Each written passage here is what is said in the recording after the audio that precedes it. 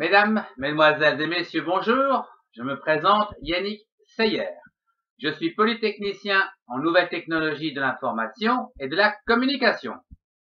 Dans cette série sur les structures de réseau, je voudrais vous parler aujourd'hui de la structure en anneaux.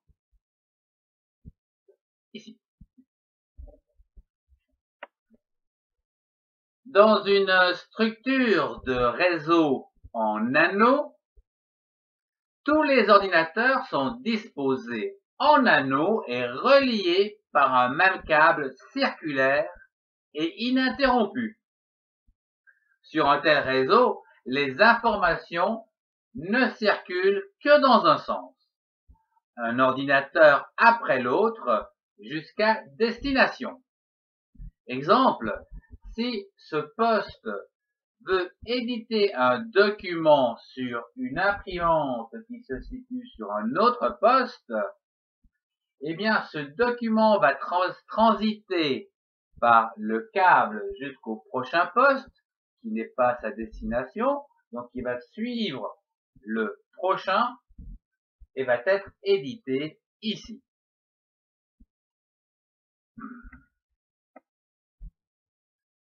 Les ordinateurs d'un réseau en anneaux sont souvent situés à proximité les uns des autres.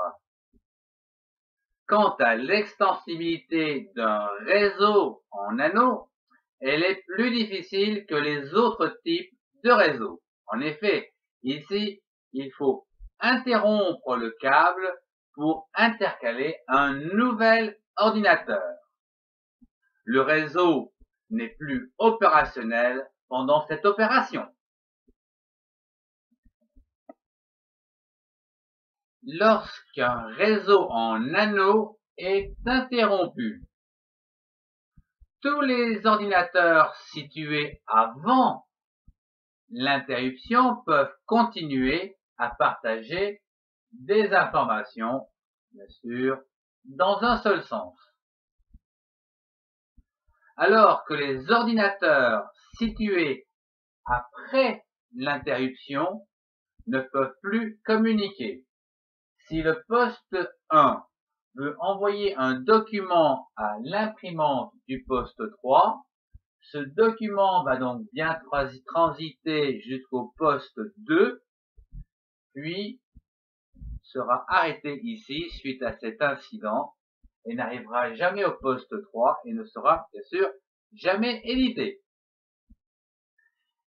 Question finance, les réseaux en anneaux coûtent un peu plus cher que les réseaux en bus, et ceci en fonction de la distance des câbles entre les ordinateurs qui peuvent être plus éloignés. Ce cours touche déjà à sa fin. Je vous remercie de l'avoir suivi. Au revoir et à très bientôt.